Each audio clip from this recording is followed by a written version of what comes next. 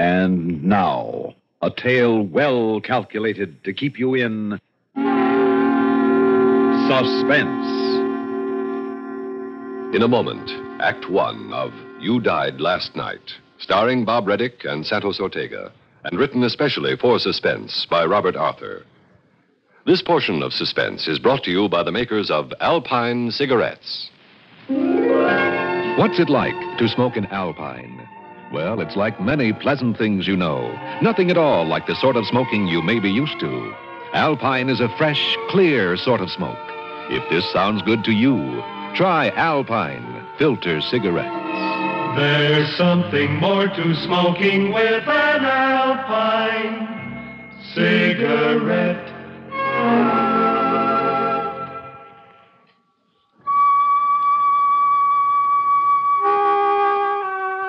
My name, Joe Prescott. Occupation, garage mechanic, age 34, unmarried, nobody ever heard of before. But I have a question for you. What happened to you last night? Now, don't answer, because whatever you say, you're wrong. All of you. You see, I know what happened last night, because I saw it happen. You and you and you and all of you. You died last night.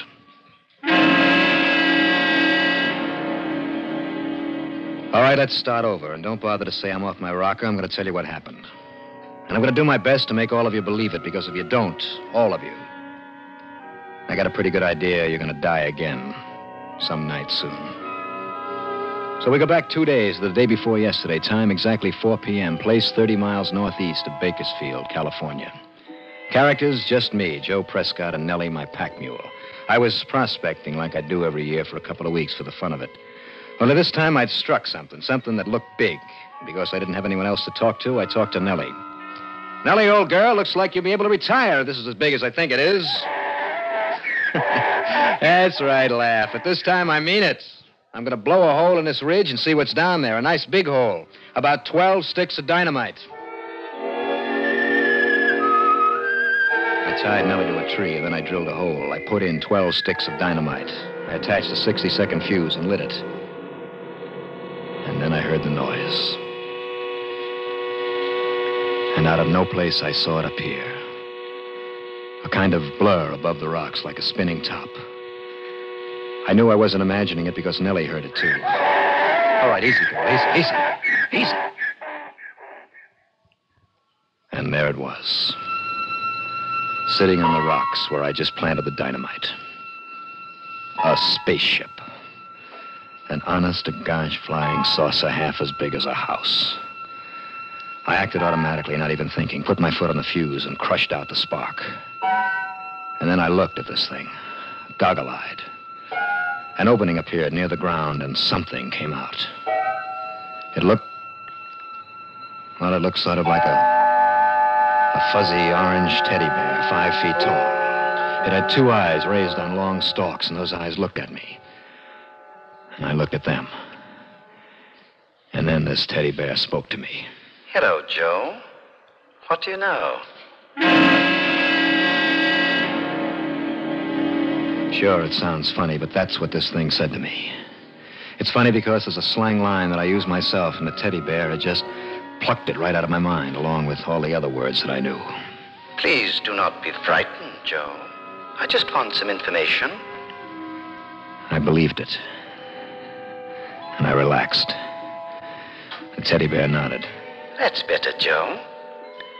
How about coming inside the ship with me? I crawled inside, and he followed.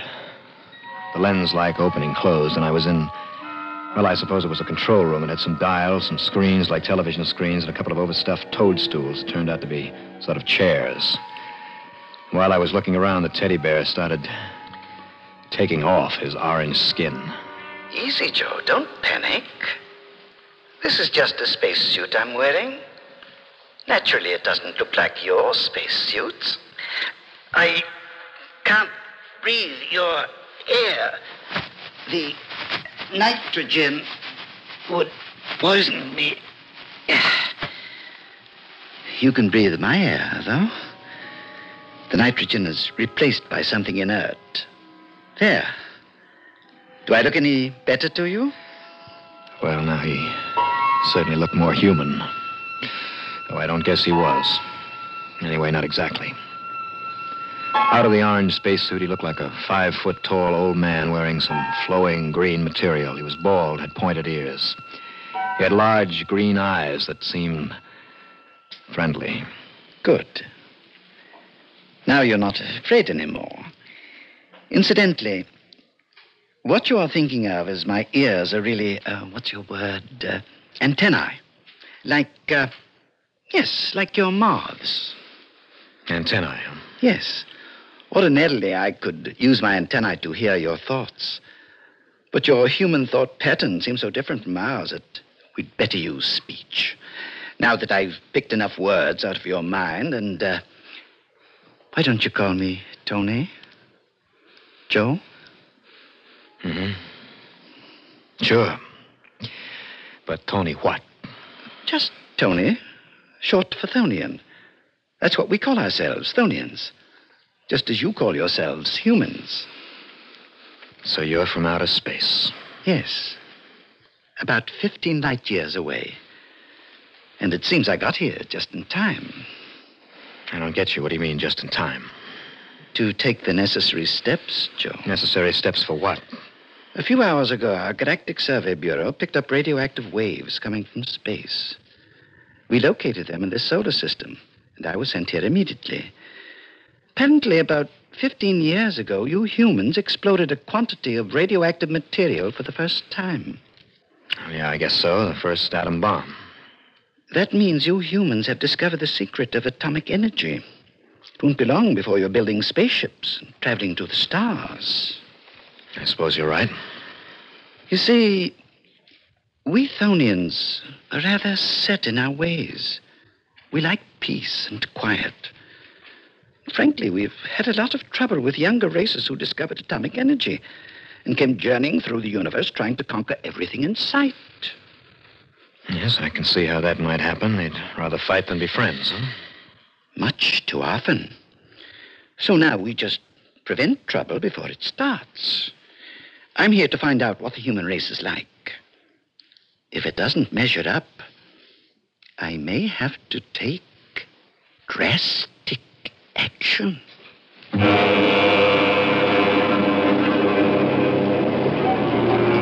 That's what he said. Drastic action. Meaning that if he didn't like our looks, he was going to destroy the human race before it could ever get dangerous to the Thonians. Now, Joe, you mustn't be upset.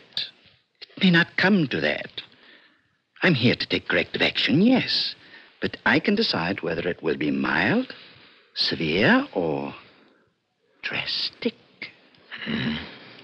And what does mild mean?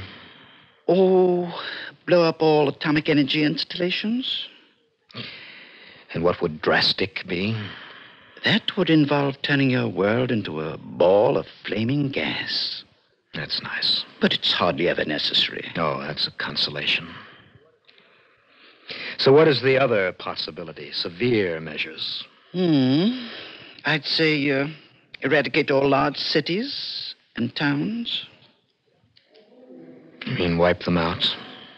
Remove them from existence. And kill a few 100 million human beings? Oh, more than that.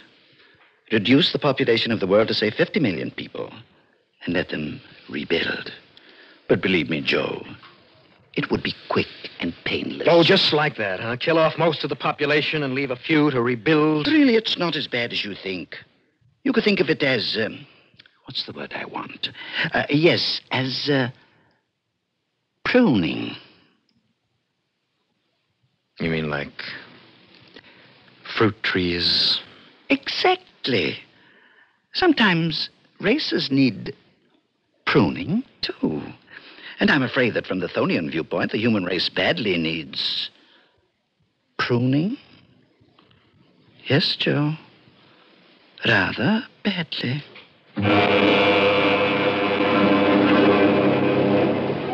There you have it. Here was Tony, a representative of a super race from the stars, come to our Earth in a super spaceship to destroy us. And what could I do about it? Nothing. I grabbed for the revolver that I always carry when I'm prospecting, but Tony turned those big green eyes on me and I froze, paralyzed like a statue. You see, Joe? You're helpless. Please accept the inevitable. It'll be better that way. Okay, Tony. What choice do I have? Well, what now? When do the festivities start? Festivities? Oh, you are being humorous. You mean when do I begin corrective measures? That's right. I suppose you have ray guns, bombs, stuff like that to do your dirty work? Joe, if only you wouldn't use words like dirty work. If you could just think of it as a necessary and helpful pruning. Yes, well, I can't. Let's keep it on a high plane. Suppose I say preventive measures. Well, it does sound better, I must admit. Well, to answer your questions, I do have a store of bombs. Very small, but very efficient. I don't carry any armaments as such. My ship is very light and delicate. It's built for speed, not for fighting. But then, we Tholians haven't had to fight anyone for the last 1,000,000 years. Killed off the opposition before it got started, huh? I guess you could put it that way. Later, the other races we've dealt with have grown up to be mature and peaceable. So there are no wars, interplanetary or otherwise. I get the picture. I don't say I like it, but I get it. Splendid. I'm favorably impressed by your quickness, Joe. Perhaps the human race is better than I think. But now let's start out on our tour of inspection. Inspection? Of your Earth. I have to make it before I decide what preventive measures to take. Mild, severe, or drastic?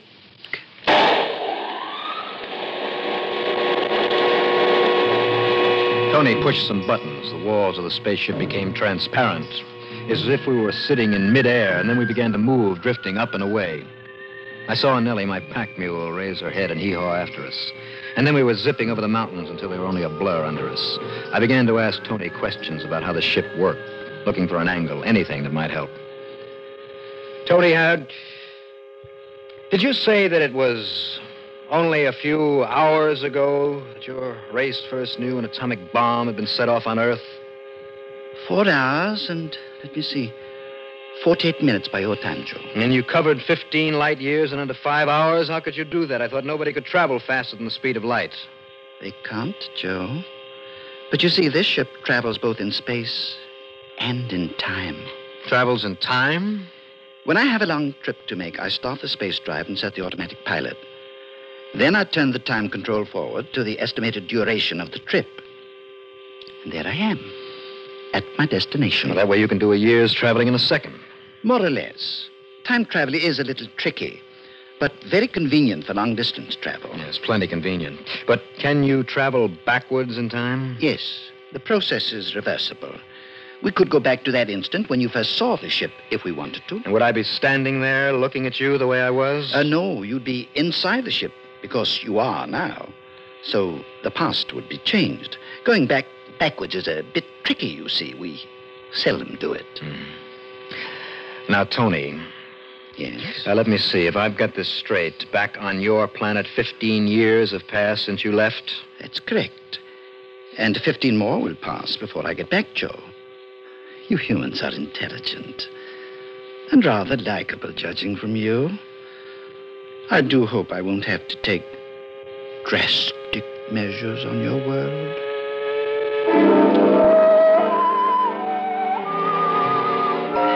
Well, I learned something, but not much. We sped along, and there were the lights of a city underneath us, Los Angeles. Tony slowed down to study it.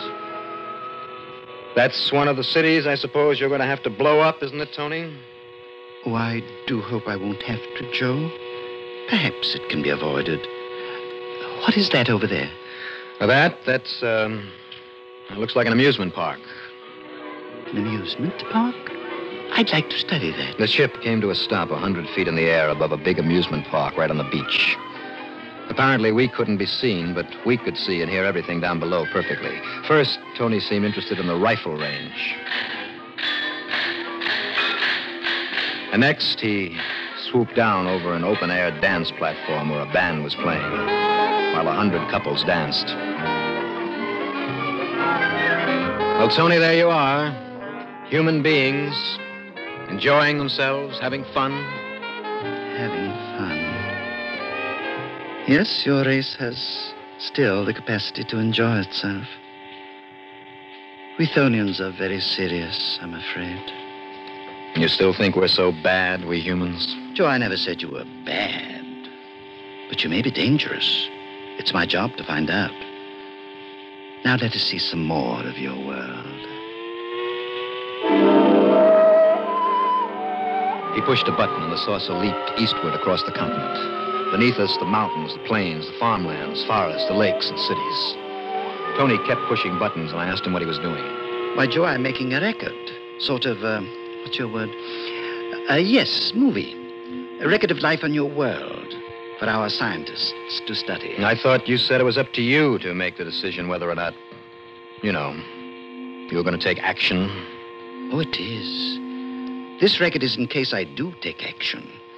Then, 1,000 years from now, our scientists can study these records and see if the new world you build after I finish pruning, shall we say, is better than the old one.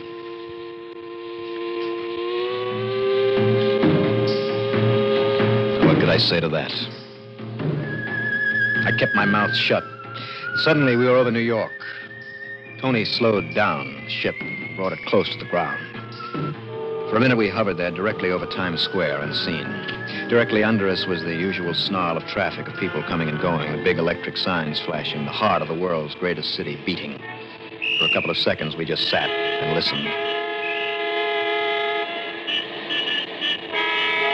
What energy your people have, Joe. What vitality. To what heights your race can climb. If you let us. If you let yourselves. Well, we must be going on.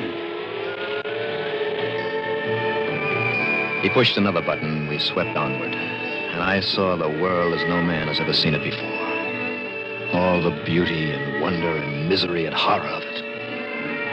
In England, someplace, we stopped long enough to watch a parade led by a band of Highland pipers. And then on across the rest of Europe. Tony seemed to like to see human beings enjoying themselves. But we visited Berlin, too, and there we stopped a minute. We saw a man and a woman suddenly jump from a window in East Berlin over that wall that they've erected and run for safety in West Berlin. And we saw what happened. The man and woman fell and lay there where they fell. Tony pushed a button, and then we were sweeping over barren wasteland, and suddenly Tony pointed. Joe, look. See that? I looked, and hundreds of miles away, I saw a tremendous burst of light, followed by the most enormous mushroom-shaped cloud the world has ever known. Tony pushed a button, and suddenly we were thousands of miles out in space, looking down at the Earth spinning underneath us. Joe, that was an atomic explosion. A tremendous one. Yeah, I read the Russians were planning to set off another big one. I guess that about decides it, Joe. Right up to the end, I was hoping that mild corrective measures would be enough. I like you humans. You're full of laughter and vitality, and you can be kind and generous. But you're also full of cruelty and hate. You're a puzzling race, Joe, and our scientists will study these records for a long time. Only we'll all be dead, huh? No, not quite all of you. I leave a few of you to rebuild, and hope they'll do a better job next time. He pushed a switch. And down below us, in 10,000 different spots, the Earth blew up. 10,000 cities and towns vanished. 10,000 times 10,000 people were gone as if they'd never existed. And that was when it happened. Last night. When you and you and you died. I had to tell you all this so you'd understand how you died. When it was over, Tony told me he'd put me back on Earth anywhere I wanted. And that's when the idea hit me. I asked him to put me down at the exact spot that he picked me up. He pushed a button, and we were back there hovering over that little California valley. And then I asked Tony to satisfy my curiosity, to show me how his time travel gadget worked. In fact, I asked him just for a second to take me back to the very instant at 4 o'clock the day before when I'd first seen his ship. He agreed. He turned a dial. And all of a sudden, time turned backwards. It was the day before, and none of it had happened. You were all alive. The world was just as it had been. Everything was the same. Except one thing. The first time I had been outside the ship, and now I was inside. Everything else was exactly the same, including that 12 sticks of dynamite with the fuse sputtering. And now, the dynamite was going to go off because I wasn't outside to stamp out the fuse. And as we hovered there, it did.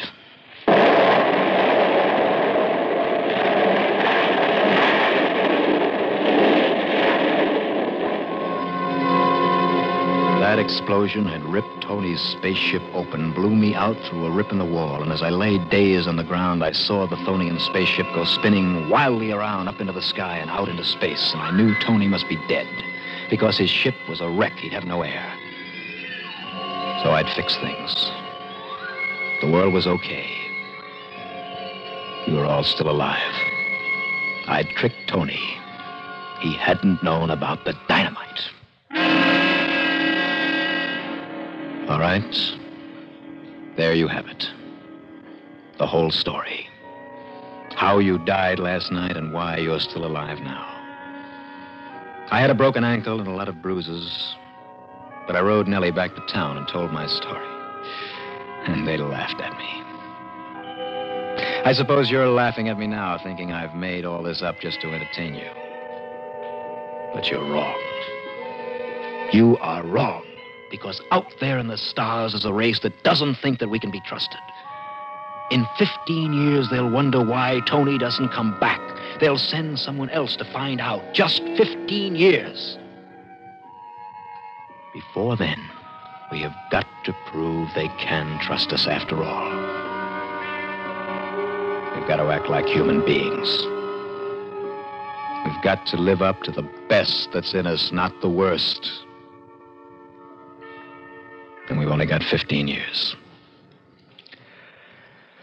I only hope we can do it in time.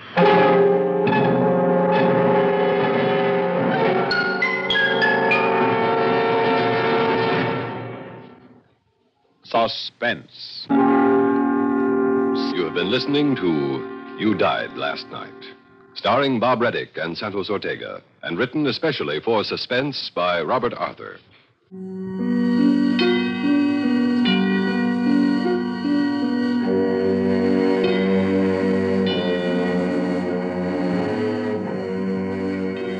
Suspense is produced and directed by Bruno Zerato, Jr. Music supervision by Ethel Huber. Sound patterns by Joseph Cabibbo. Listen again next week when we return with Let There Be Light, written by Irvin Lewis. Another tale well calculated to keep you in Suspense. They're the most. Bing Crosby and Rosemary Clooney weekdays on the CBS Radio Network.